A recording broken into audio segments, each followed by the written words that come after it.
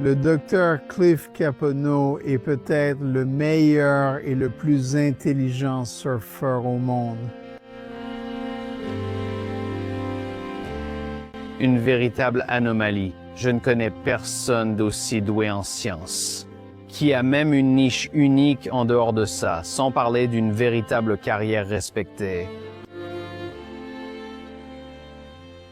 Je ne connais aucun autre surfeur titulaire d'un doctorat et je trouve ça génial qu'il soit allé à l'école, qu'il soit devenu docteur, qu'il ait surfé et qu'il ait tout déchiré pendant tout ce temps et qu'il n'ait jamais, relâché la pression.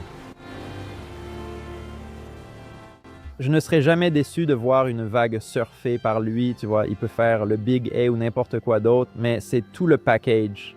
Et j'adore juste voir ça. Je veux dire, c'est un de ces gars qui ne fait qu'un avec l'eau.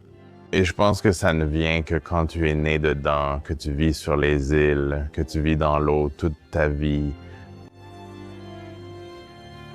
Il est l'un des rares surfeurs à comprendre ses ancêtres. Il parle la langue native, il a du sang hawaïen et il est aussi un messager de ce passé vers le présent. Tu ne sais pas vraiment qui tu es, à moins de savoir d'où tu viens. Il apporte la culture, la langue, il représente ses ancêtres. Tu sais, il apporte tout. C'est excitant.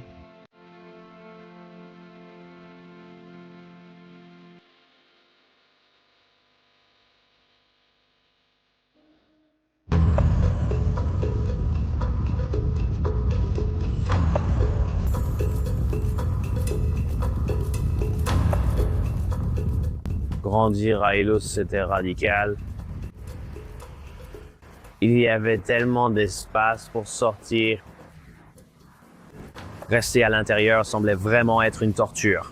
Tu sortais, faisais ce qu'il te fallait pour être épanoui, puis rentrais, mangeais et dormais. À l'aube, le lendemain, tu repartais.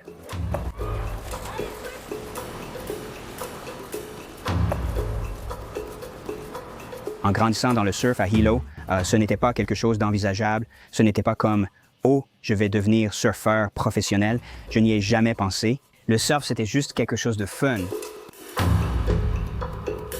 Les gens viennent ici depuis Oahu, tu sais, et ils demandent « Où est votre vague ?» C'est ça. Un soupir de déception la plupart du temps, mais... Il est extrêmement rare de voir des surfeurs professionnels venir de ce spot de surf. Seule une poignée, entre guillemets, ont réussi à partir de là.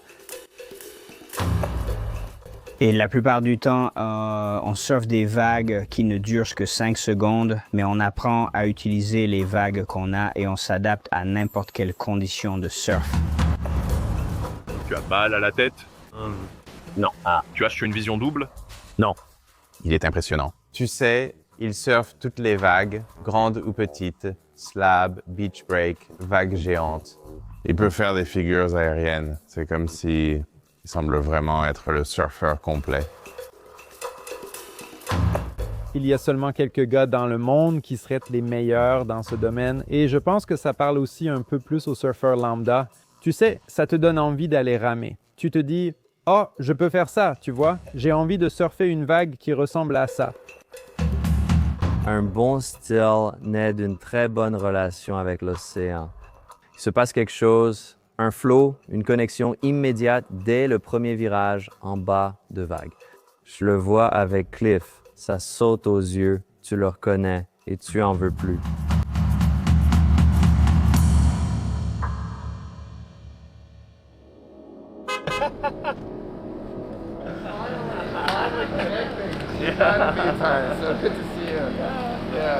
C'est un scientifique. Il est allé à l'école, ce qui est très rare dans le skate ou le surf en général. Ce n'est pas une priorité pour la plupart des gens. C'est comme une fois que tu as attrapé le virus du surf ou du skate, tu es à fond dans ce monde-là et plus rien d'autre ne compte. J'avais un peu de mal en classe parce que ça me sortait de l'extérieur et me remettait à l'intérieur pendant de longues périodes. Et mon père, il a vraiment été important pour que je ressente qu'il y avait de la valeur dans l'éducation. Il était aussi quelqu'un qui partageait l'idée qu'on n'apprend pas toujours en classe. Alors, on allait souvent à la rivière, on nageait dans les étangs, on sautait des cascades ou on surfait sur les vagues juste à l'embouchure de la rivière. C'était mon univers.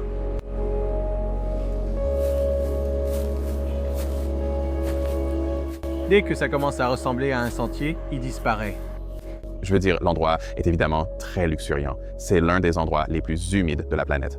Donc la nature ici semble beaucoup plus luxuriante et beaucoup plus vivante. Et c'est évidemment lié au fait qu'il n'y a pas beaucoup de monde ici.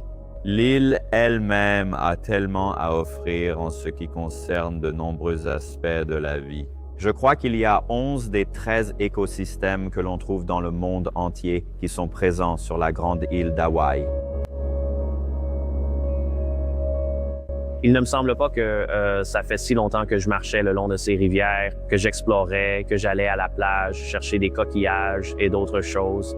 C'était comme une façon de passer le temps et d'être dans la nature. C'était son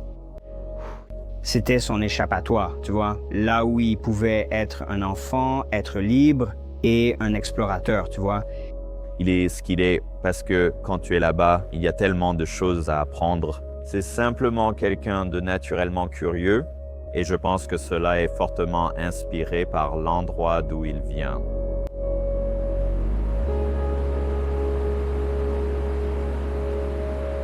Le royaume d'Hawaï, ce n'était pas comme si on vivait dans des huttes.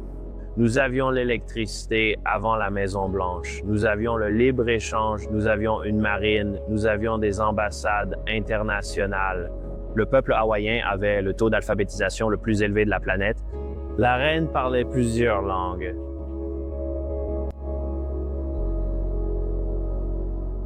Quand j'ai obtenu mon diplôme de lycée en 2005, il n'y avait que 50 Hawaïens autochtones qui avaient obtenu un doctorat.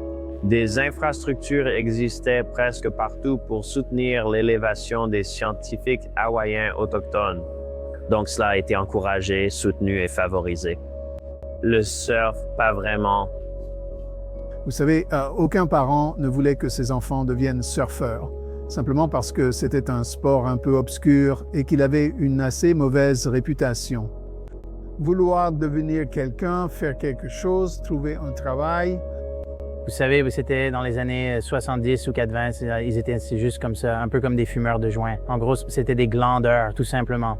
Et puis là, on est passé aux années 90 et 2000. Je me dis, mec, tu peux faire carrière dans le surf et avoir une super vie, mais c'est vraiment rare. Il y a certaines nuances dans la poursuite d'une carrière et je pense que si tu as quelqu'un de ton côté pour partager ces informations avec toi, tu peux y arriver.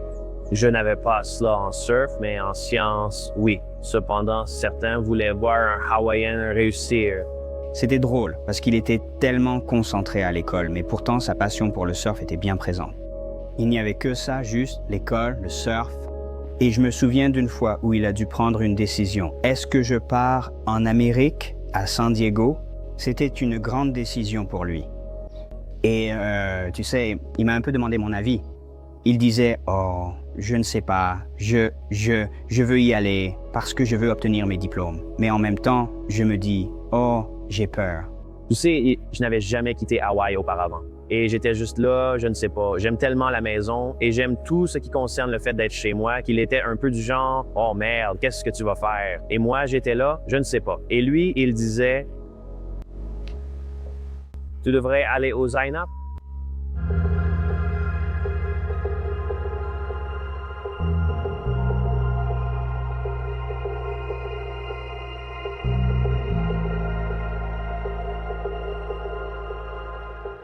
Il m'a emmené dans un endroit vraiment, vraiment spécial sur notre île, très isolée, loin de tout le monde.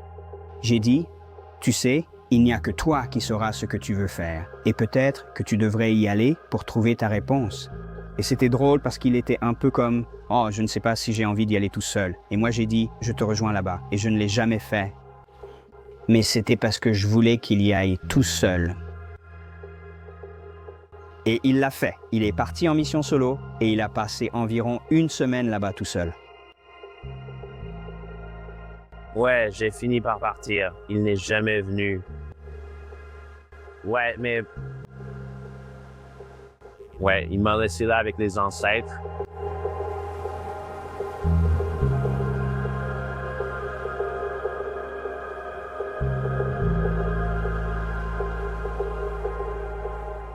Je me souviens qu'il est venu me chercher.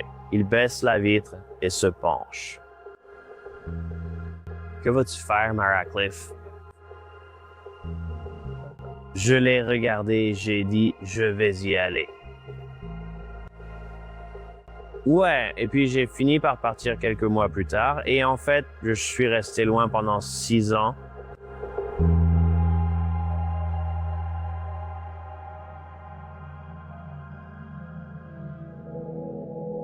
Je n'ai jamais eu quelqu'un en grandissant qui m'ait dit que je n'avais pas ma place quelque part à cause de mon apparence ou de mes origines. Mais quand je suis allé à San Diego, c'était presque chaque semaine. Les gens me rappelaient que je n'étais pas d'ici et parfois m'appelaient par des noms insultants. Ça me faisait me sentir encore moins humain.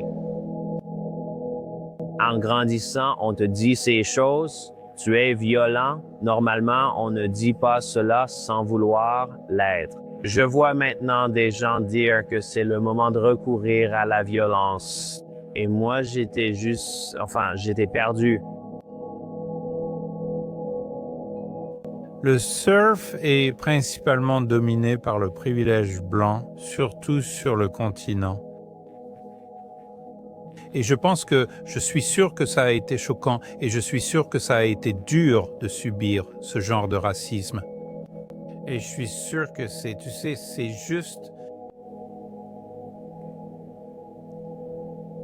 horrible. Dans la culture hawaïenne, Firem, c'est simplement une question de respect.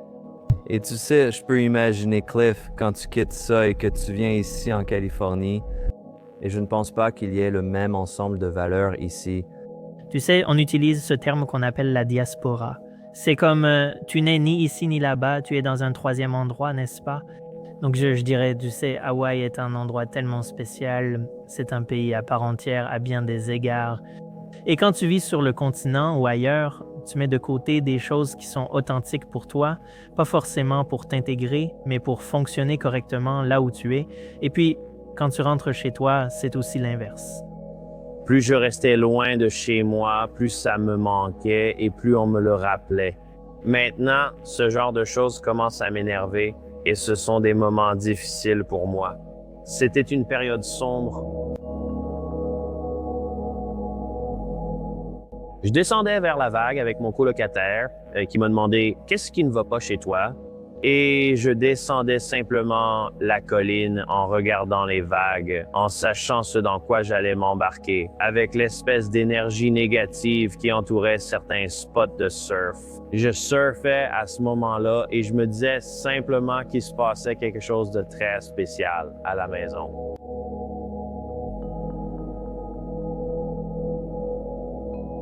Je me souviens avoir vu Shane Dorion debout dans cette vague énorme dans un tube à Jaws et ça m'a complètement bouleversé. C'est quand Darian a affronté à la rame certaines des plus grosses vagues jamais vues que ces surfeurs sont devenus si extrêmes que Jaws est devenu le lieu incontournable pour se prouver en tant que surfeur à la rame. La façon dont Jaws déferle, l'intensité avec laquelle la vague arrive, la manière dont elle se forme et se replie sur elle-même. Regardez ces gars prendre la vague par l'arrière, partir sur des vagues et s'engager dans, tu sais, un tube de 6 mètres, pas juste une section, mais une vague entière qui tube sur toute la ligne. Là, tu te dis, ça fait vraiment peur. Soyons honnêtes. C'était aussi, en quelque sorte, le début d'une nouvelle ère à Jaws. Et puis, je pense que beaucoup de gens qui voulaient surfer de grosses vagues et bien les surfer ont de nouveau prêté attention. C'était vraiment un moment inspirant quand j'ai vu ces personnes surfer à Jaws. Et il y avait un sentiment comme si je veux faire partie de tout ce qui se passe à la maison.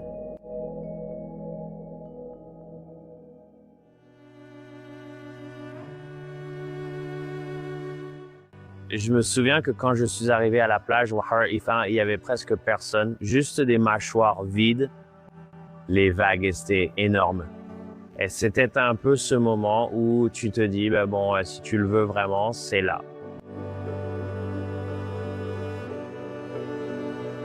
Je me souviens d'avoir ramé pour ma première vague et j'ai vu ce mur d'eau immense se courber, se réfracter sur le récif et s'empiler. Et je n'avais jamais rien vu de tel auparavant.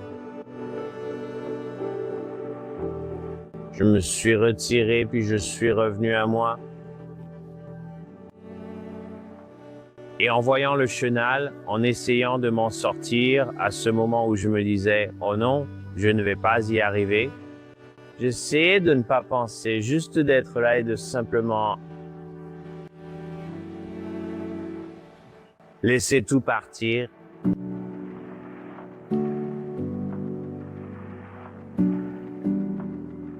C'est comme une libération de toute cette négativité avec laquelle je devais composer en Californie et en étant loin. Et quand je suis arrivé à la fin du trajet, j'ai eu l'impression d'être Shane.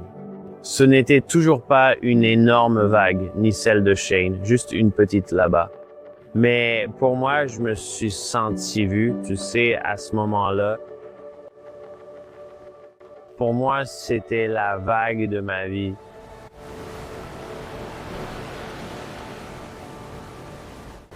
Petit à petit, je l'ai vu se libérer d'une partie de cette lutte intérieure et de cette douleur qu'il pouvait avoir en tant qu'homme hawaïen autochtone. Et puis, il a arrêté de se comparer à son groupe de pairs. Parce que, pour la plupart, les surfeurs sont petits. Et quand on voit un grand Hawaïen costaud surfer avec de longs cheveux bouclés et fous, personne d'autre ne faisait ça.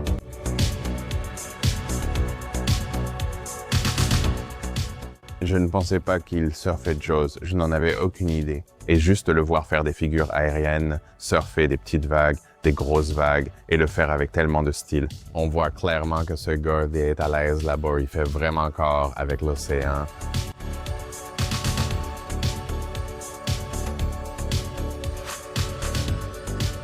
Cliff est la seule personne avec qui j'ai surfé, et quand il se lève sur sa planche, j'ai l'impression d'entendre de la musique.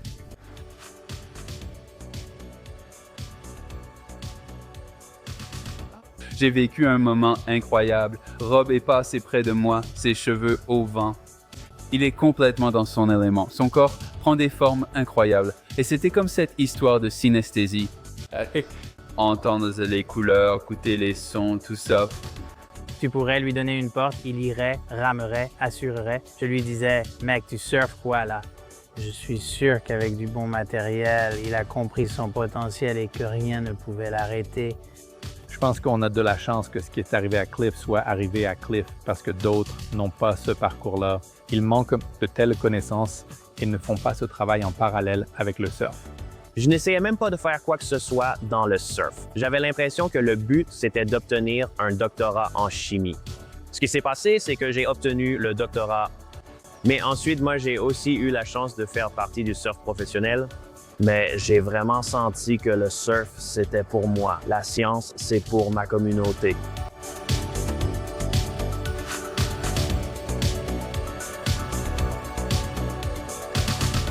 Il aurait très bien pu suivre la voie du surf professionnel, ce qui, tu sais, n'a rien de mal, bien sûr, mais il a choisi de devenir scientifique. C'est très inspirant et unique. Franchement, c'est un vrai dur à cuire. C'est fascinant de voir quelqu'un arriver et de ne pouvoir le comparer à personne d'autre. Mais tu sais, il pourrait être encore plus grand que les distinctions ou le succès que certains attribuent à des noms très connus. Et c'est fascinant quand tu vois une toute nouvelle voie de potentiel qui peut dépasser le plus grand succès que nous ayons vu, mais d'une manière très différente.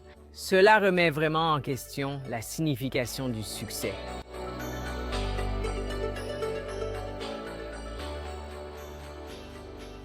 Si nous sommes capables de voir un simple chevauchement dans les paramètres, est-ce que nous regardons la température et la salinité?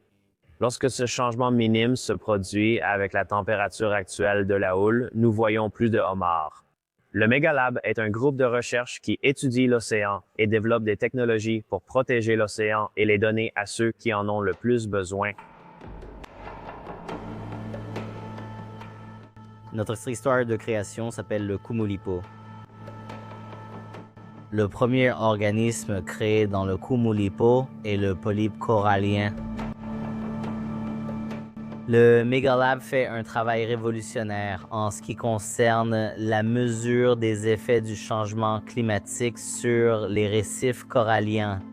Et en tant que surfeur, je dis toujours à Cliff, un jour, tu vas nous sauver de nous-mêmes. Il y a beaucoup de gens qui œuvrent à la préservation des forêts et ils essaient de préserver notre planète. Mais les récifs, à moins d'aller dans l'eau, on ne comprend pas vraiment leur profondeur ni leur ampleur. Le corail est une structure de carbonate de calcium semblable à un os et il évoque souvent le Dr Seuss. Des couleurs étranges, des formes bizarres, presque comme un dessin animé qui prend vie, et puis on apprend que tout ça est vivant. L'os est là parce qu'il y a un animal qui le fabrique, tout comme nous fabriquons nos propres os. Et tant de vie sur ces récifs. Ils occupent moins d'1% de l'océan, mais ils représentent la majorité de toute la biodiversité. Les récifs, c'est la vie. Les récifs fournissent beaucoup d'oxygène à notre monde. Et sans les récifs, nous n'existons plus. Si nous détruisons nos récifs, la situation se dégrade très vite. C'est un grand système unique. Plus de la moitié de l'oxygène vient de l'océan, non? Voilà pourquoi il est essentiel que l'océan reste en bonne santé. Pourquoi quelqu'un dans le Nebraska devrait-il s'en soucier? C'est comme, mec, tu respires, tu comprends? Donc c'est littéralement la source de vie dont l'humanité est issue et elle nous a tous soutenus jusqu'à présent. Donc si je prends des tonnes d'images pendant que je bouge, je peux entraîner l'ordinateur à reconnaître la différence entre ce qu'il voit d'une image à l'autre pour comprendre en quelque sorte ce qu'est la tridimensionnalité. Et maintenant, au lieu d'avoir juste une image où l'échelle ne veut rien dire, c'est comme si j'avais une copie virtuelle de chaque crevasse, chaque monticule, chaque partie de tout cela. J'ai cette immense mosaïque du récif.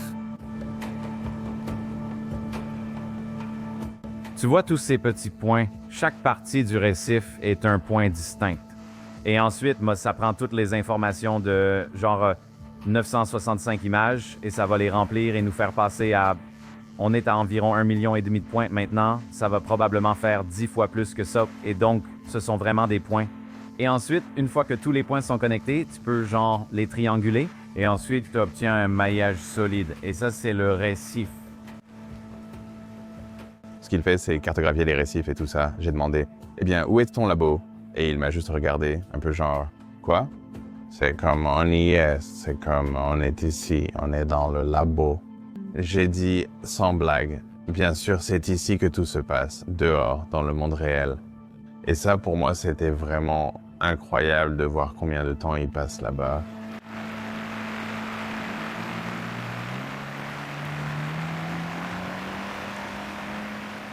Nous avons voyagé avec tout le méga laboratoire pour cartographier les récifs. Parmi tous nos voyages et toutes les houles, celui-ci semblait le plus porteur de sens.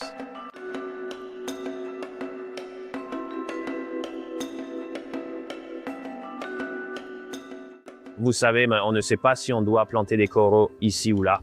On ne sait pas si on doit mettre des probiotiques sur le récif ou si on doit créer des aires marines protégées ou non. Ou on fait un peu ça au hasard. Et je pense que c'est un gros problème. C'est pourquoi la cartographie est si importante. La cartographie nous permet de voir ce que nous avons et de naviguer vers un avenir meilleur.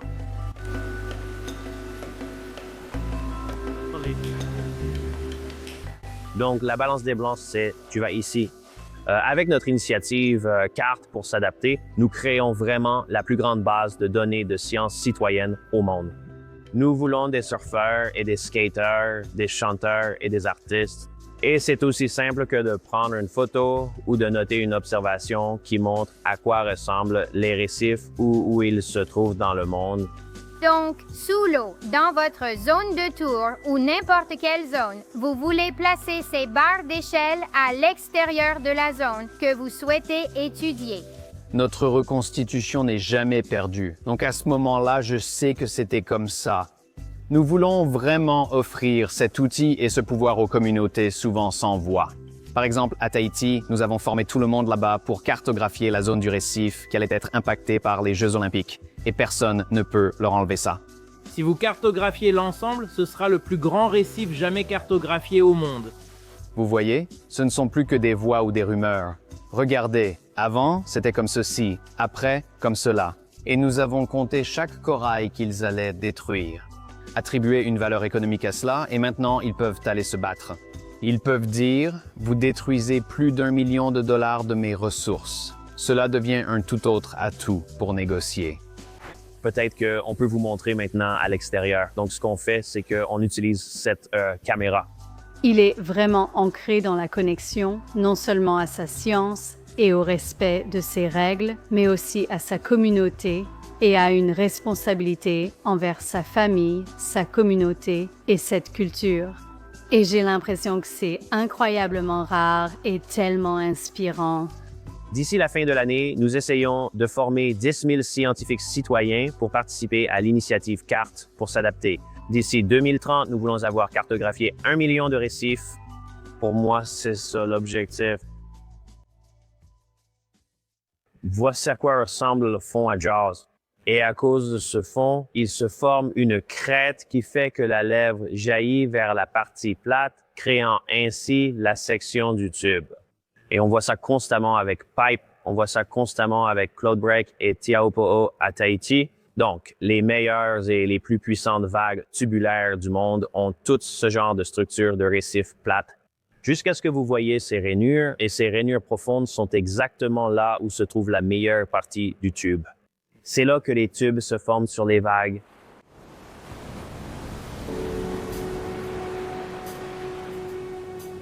Je pense que ce qui m'a le plus marqué lors de ce voyage avec Riff et le Megalab, c'est que nous ne faisions pas que voler vers un endroit, surfer sur les vagues, aller dormir le soir, se réveiller, manger, dormir, boire, surfer. Il y avait un objectif scientifique, c'est ce qui nous a amenés là-bas et ça a rendu notre voyage beaucoup moins égoïste. Vous savez, la première émotion, c'est ce genre de bonheur partagé et écrasant de se dire « D'accord, on est là et notre objectif a du sens ». Pas pour nous, mais important pour eux, et je l'espère, pour cet endroit. Ensuite, honnêtement, une certaine nervosité arrive car je ne veux pas décevoir maintenant. Je ne veux pas produire quelque chose qui les déçoit ou qui ne fonctionne pas. Donc maintenant, c'est un peu le moment de tenir notre engagement, de faire de notre mieux. Il n'y a pas de je dans Mega et ils sont tous ensemble dans cette aventure. C'est comme un groupe de marginaux réunis autour d'un but commun, science, surf et partage d'informations. Pas toujours. Tu peux être surfeur, tu peux être artiste, tu peux être skater. Dans notre groupe, il y a des skaters, des surfeurs et des artistes. On adore relier la science à ces choses-là et c'est vraiment ça, le but du Megalab. Il n'en parle même pas, mais il prend des budgets qui devraient être pour des choses très personnelles, comme son budget de voyage personnel ou son budget pour une collaboration ou autre, et il les utilise toujours pour promouvoir la science.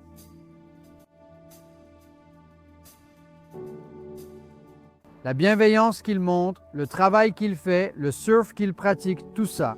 Chaque action a une réaction. Et quand on dégage de la bonté et qu'on fait de bonnes choses, la réaction à cela sera positive. Donc une cause bienveillante entraîne toujours un effet bienveillant. Et c'est comme ça que je vois Cliff, ce que Cliff fait dans sa vie en ce moment.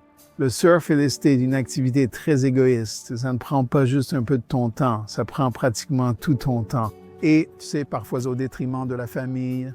Et tu sais, on doit penser à nos enfants et penser à leurs enfants et au monde dans lequel ils vont grandir. Idéalement, on aimerait le laisser aussi bien qu'on l'a reçu. Et peut-être, si on le peut, même si cela demandera beaucoup de travail, le laisser dans un état encore meilleur.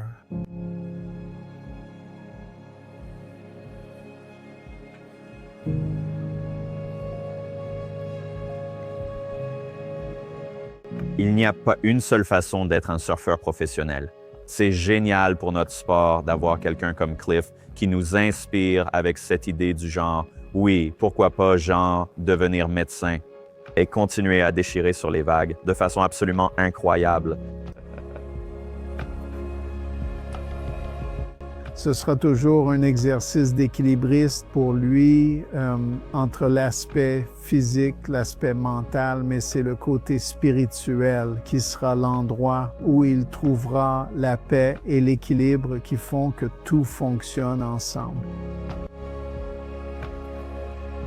Au fond, tu es surfeur depuis toujours et tu aimes la science, alors tu choisis cette voie. Et maintenant, ces mondes sont en train de fusionner. Et venir d'Hawaï, avoir cet héritage hawaïen et le voir porter ça sur ses épaules et l'assumer. C'est vraiment une belle culmination de toutes ces choses qui se réunissent. N'importe qui peut s'inspirer de cet exemple, découvrir ce qui le motive, ce qui l'inspire et l'appliquer aussi à sa vie professionnelle. Et ainsi, il n'y aura plus autant de mélange entre la vie professionnelle et la vie personnelle. Je pense que Cliff fusionne les deux de manière harmonieuse et je pense que nous pouvons tous en tirer des leçons. Cliff est un frère pour moi. Il m'inspire à être la personne que je suis, à être un bon père, tu sais, une bonne personne dans notre communauté et un bon gardien de l'aloha. Je suis béni de l'avoir dans ma vie. Il est juste là dehors à faire ce qu'il a à faire et je pense que ce sont généralement les personnalités les plus fortes et ce sont celles qui ont un impact sur la culture. Ce sont celles qui laissent leur empreinte dans l'histoire et qui font avancer les choses. J'adore étudier les écosystèmes et la technologie tout autant que j'aime prendre des tubes. En fait, les deux me semblent un peu égoïstes, car ils m'apportent tous deux beaucoup de joie. En fait, probablement que si je ne pouvais pas avoir les deux, je n'en voudrais aucun,